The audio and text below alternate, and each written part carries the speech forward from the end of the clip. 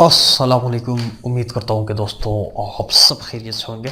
Transfer of property की एक और लेक्चर के साथ आप लोगों की खिदमत में हाजिर हूँ। इस लेक्चर में हम सेक्शन 49,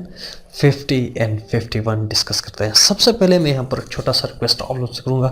कि अभी तक अगर आपने हमारे चैनल को सब्सक्राइब नहीं किया, kindly go ahead and hit the subscribe button. तो चलिए जी, सेक्शन 49 में किस हवाले से बात की गई है। सेक्शन 49 में कह रहा है transfer is right under policy, यानी किसी पॉलिसी के तहत, किसी इंश्योरेंस पॉलिसी के तहत अगर कोई प्रॉपर्टी इंश्योर है, अगर वो प्रॉपर्टी अगर वो ट्रांसफ़रर फर्दर ट्रांसफ़र करता है किसी ट्रांसफ़री को, तो क्या आया वो ट्रांसफ़र करने के बाद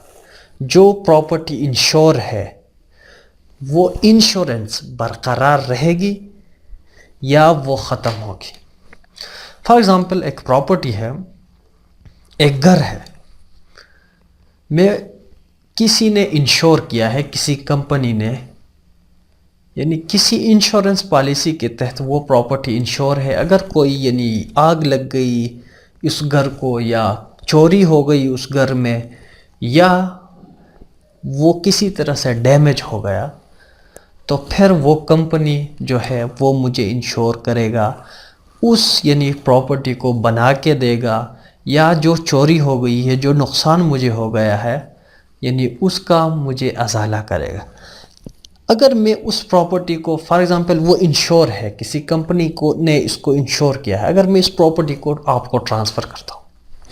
क्या ये इंश्योरेंस पॉलिसी आपको उस प्रॉपर्टी के साथ ट्रांसफ़र होगी? क्या अगर ये प्रॉपर्टी मैंने आपको ट्रांसफ़र कर दी, अगर वो आपके हाथ में डैमेज हो गया, आग लग गई, या उसमें चोरी हो गई, या वो मुनहदम हो गया, क्या वो कंपनी लायबल है? क्या वो पैसे आपको मिलेंगे अगर वो उस पे, यानी उस डैमेज होने की सूरत में, उस आग लग जाने की सूरत में? तो इस सेक्शन में बुनियादी तौर पर इस इंश्योरेंस पॉलिसी के हवाले से बात किया। कहता है अगर मैं और आप, यानी मैं ट्रांसफ़रर हूँ, आप ट्रांसफ़री हैं, अगर हमने आपस में मुआहिदा नहीं किया है इस हवाले से, फॉर एग्ज़ाम्पल अगर हमने कोई तय नहीं किया है कि भाई आया ये इंश्योरेंस पॉलिसी के तहत जो, यानी अगर डैमेज हो गई आपको, ये पैसे मैं आपको दूंगा या नहीं दूंगा, अगर हमने आपस में कोई इत्तिफाक नहीं किया है, एग्रीमेंट नहीं की है, कॉन्ट्रैक्ट नहीं किया है, तो फिर वो इंश्योरेंस पॉलिसी के तहत जो पैसे मुझे मिलने वाले थे वो आपको भी मिलेंगे। अगर आपके हाथ में वो प्रॉपर्टी डैमेज हो गई, अगर वो आग लग गई, अगर उसमें कोई दूसरा नुकसान पहुंच गया उस प्रॉपर्टी को, तो फिर वो इंश्योरेंस कंपनी से जो पैसा मुझे आएगा वो मैं बराबर आपको दे दूंगा। तो चलिए जी, सेक्शन 50 में rent paid with bonafide intent to holder under defective title. Rent paid with bonafide intent to holder under defective title. तो जिस तरह मैंने आप लोगों को बताया था कि एक यानी गुड, यानी अगर किसी के पास गुड टाइटल नहीं है वो प्रॉपर्टी ट्रांसफ़र नहीं करता, कर सकता, अगर करेगा तो फिर वो डिफेक्टिव टाइटल ट्रांसफ़र करेगा, वो गुड टाइटल ट्रांसफ़र नहीं करेगा। अगर इस सेक्शन में कह रहा है, फॉर एग्जांपल अगर किसी डिफेक्टिव टाइटल ट्रांसफ़र हो गई है, फॉर एग्जांपल प्रॉपर्टी को ट्रांसफ़र करने का इख्तियार मेरे पास नहीं था, लेकिन फिर भी मैंने वो प्रॉपर्टी आपको ट्रांसफ़र कर दी और आपने गुड इंटेंशन के साथ वो प्रॉपर्टी ले लिया, यानी फॉर एग्जांपल मैंने आपको लीज़ कर दी और 10 सालों से मुसलसल में, यानी वहाँ से जो रेंट्स आ रहे हैं, जो पैसे आ रहे हैं, आप जो रेंट्स मुझे दे रहे हैं, वो मैं इंजॉय कर रहा हूँ। हालांकि जो मैं प्रॉपर्टी आपको ट्रांसफ़र कर दी है उसको ट्रांसफ़र करने का मेरे पास इख्तियार नहीं था, और आप गुड इंटेंशन के साथ वो प्रॉपर्टी लिए हुए हैं और मुझे आप रेंट दे रहे हैं। फॉर एग्ज़ाम्पल 10 साल बाद कोई बंदा आ जाता है, आके कहता है कि भाई ये प्रॉपर्टी तो मेरी है, یعنی میں اس بندے کے پاس یعنی مجھے ریفر کرتا ہے، میری طرف اشارہ کر کے کہتا ہے کہ بھئی اس شخص نے آپ کو پراپرٹی، اس کے پاس تو اختیار نہیں تھا، اس نے کس طرح آپ کو پراپرٹی ٹرانسفر کر دی؟ تو اس وقت کیا آیا آپ جو 10 سال سے جو پیسے پے کر رہے ہیں وہ پیسے دوبارہ اس ریئل اونر کو دیں گے یا نہیں؟ کہہ رہا ہے اس سیکشن میں واضح طور پر لکھ دیا ہے کہ بھئی اگر آپ نے بونافائڈلی، اگر آپ نے گڈ انٹینشن کے ساتھ ایکٹ کی ہے، اگر آپ نے گڈ انٹینشن کے ساتھ مجھے رینٹ دے رہے تھے، تو پھر آپ پر لائبلٹی نہیں آئے گی۔ ہاں، اگر آپ اور میرے درمیان کوئی گٹھ جوڑ تھا،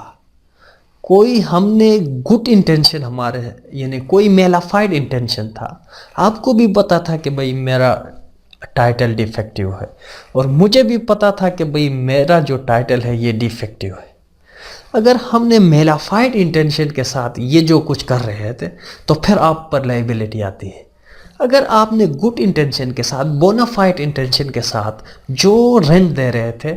تو آپ اس کے لیے لائبل نہیں ہوں گے، تو اس کے بعد جو ہے وہ جو رینٹ ہے اس کو دے دیں، لیکن کیونکہ آپ کو علم نہیں تھا، آپ گڈ انٹینشن کے ساتھ ایکٹ کر رہے تھے، اس لیے جو ہے آپ لائبل نہیں ہیں۔ تو بس یہی تھا اس سیکشن میں۔ اس کے بعد جو ہے سیکشن 51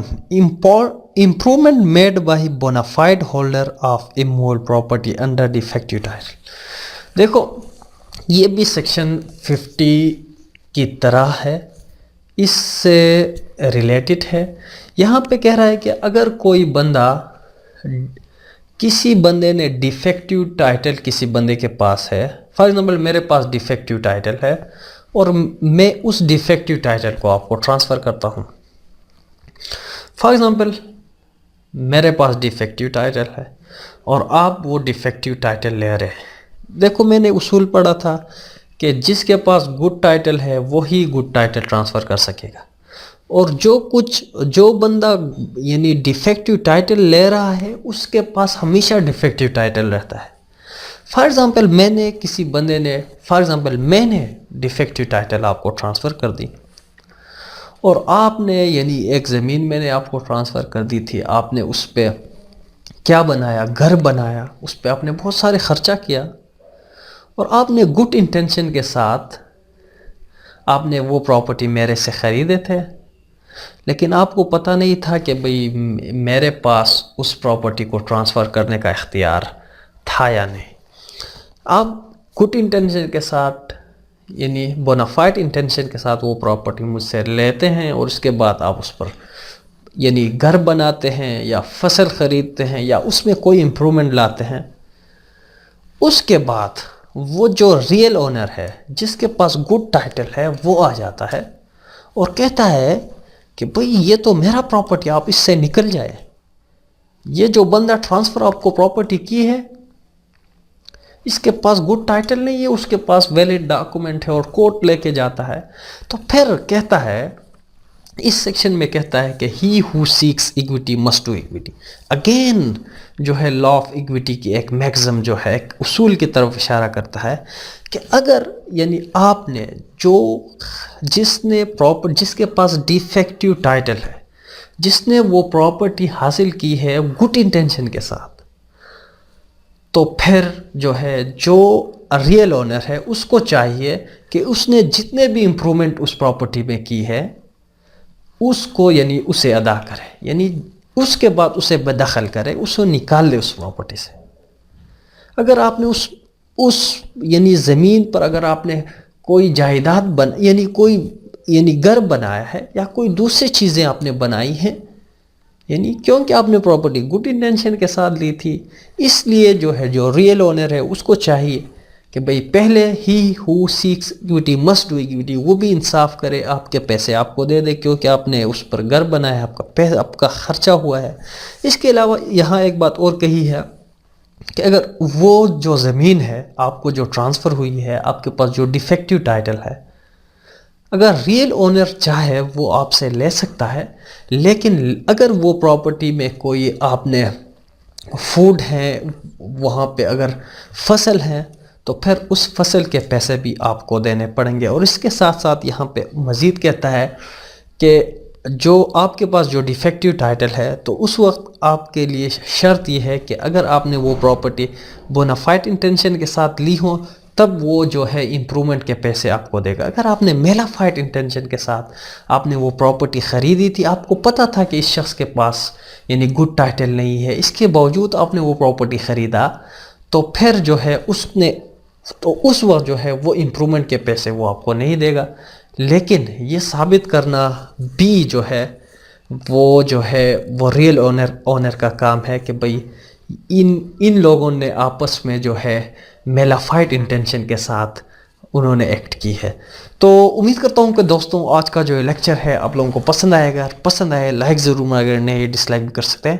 ہمارے چینل کو سبسکرائب کرنے کے ساتھ ساتھ اگر کوئی کوسچن ہو ٹرانسفر پراپرٹی سے ریلیٹڈ, پاکستان پینل کوڈ سے ریلیٹڈ, سی آر پی سی, سی پی سی, کسی بھی قانون کی سبجیکٹ سے ریلیٹڈ ہو, آپ کچھ کوسچن کر سکتے ہیں. مجھے دیجیے ذرا وہ سارا خیال رکھیے. اللہ حافظ, بائے بائے.